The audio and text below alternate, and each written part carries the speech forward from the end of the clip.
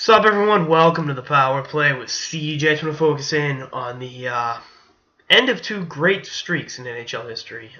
The Detroit Red Wings missing the playoffs for the first time since before your boy CJ was born, and Edmonton returning to the playoffs for the first time since Chris Pronger was playing for the Oilers. Seriously, that's how long ago it was.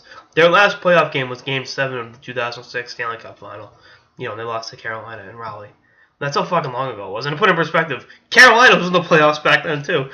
So just kind of wrap your mind around that. It's like, holy shit, it's a long ass time. And I mean, you look at it from. Let's start with Detroit. Obviously, all great streaks have to come to an end. They've made some not great personnel decisions over the last few years, and are a shell of the former powerhouse they used to be. I mean, Dylan Larkin's their ace in the hole in the future, but he's got the second worst plus minus in the NHL behind Matt Duchene, who plays for, historically speaking, one of the worst teams of all time. You look at it from the perspective of the Wings. They're gonna, have a top 5 pick for the first time in forever, and they'll be back. There's gonna be some lean years ahead in Detroit, but Detroit, as a city, has shown us that they bounce back.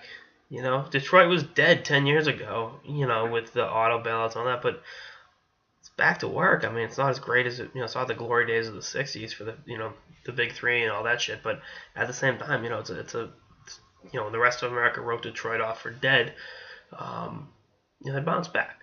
And the Red Wings will personify that as well. They won't be like the Tigers, who sucked for 15 fucking years, or the Lions, who are, historically speaking, one of the most inept franchises in the history of the NFL, or the history of pro football, to really widen it. But at any rate, the Wings will be back. Don't worry about it. And I think having a high pick, maybe getting a Nolan Patrick or Nico Hischier. I think Nico Hischier would be like a perfect Red Wing for what that's worth. But we'll see what happens on that front. Edmonton. The Oilers are back in the playoffs, baby, and it is a good day for hockey in Alberta. I know it's not the longest playoff drought in NHL history. That belongs to the Florida Panthers, but let's be honest, for a while Florida was the most irrelevant franchise in all of North American sports. So, the opportunity to see Connor McDavid, play in the Stanley Cup playoffs, I think is like, holy shit, this is awesome.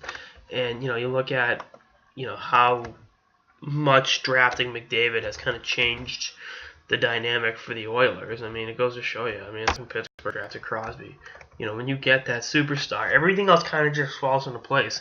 Leon Draisaitl's game goes to the next level, and your defense doesn't have to play back on its heels so much because you got such a skilled group up front, and your other centers on the roster, like Ryan Nugent-Hopkins, for example, aren't facing top deep pairings, so they can be effective. They can be a little more effective than they have been in the past.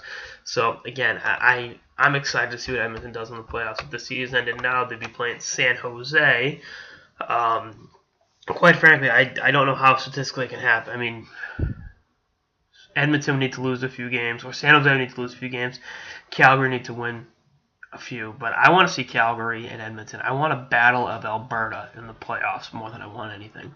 I just said Detroit hasn't missed the playoffs in my lifetime. There hasn't been a playoff battle of Alberta since 6 months before I was born. That was a series where Edmonton won in 7, and Theo Fleury had that great goal in celebration in Game 6 to force it to 7. So, we'll see what happens on that front. But again, I'm so excited for the fans in Edmonton. I know I've said some bad things about the organization over the years, but at the end of the day, that's a hockey-crazed market, and those fans deserve the chance to watch their team have an opportunity to play for the Cup. And, having my friend Connor McDavid be at the forefront would be great. He needs 11 points in his last 6 games to get to 100 points on the season. I want to bet against them, that's for damn sure. And again, this Oilers team is fun to watch. I loved watching them play against the Kings last night. By the way, an LA Kings team that is not fun to watch anymore. Jesus Christ. I feel like I'm... but you look at some of the productivity through... I mean, Draisaitl, 71 points on the season. Jesus, Nugent-Hopkins is having a shit year. My bad. I knew it wasn't great. It wasn't a great year offensively for him, but... and then going a step further with what McDavid's done. I mean, fucking Patrick Maroon has 25 goals on the season. I mean, go figure how that one came about, right? So, we'll see. Definitely an exciting time to be an Oilers fan, and I think the playoffs will be a fun atmosphere in Edmonton as they welcome the Stanley Cup playoffs back to the city of Edmonton for the first time in 11 years. Anyway, that's all I got in this episode of the Power Play with CJ. Stay tuned for more episodes for the season and beyond. Later, guys.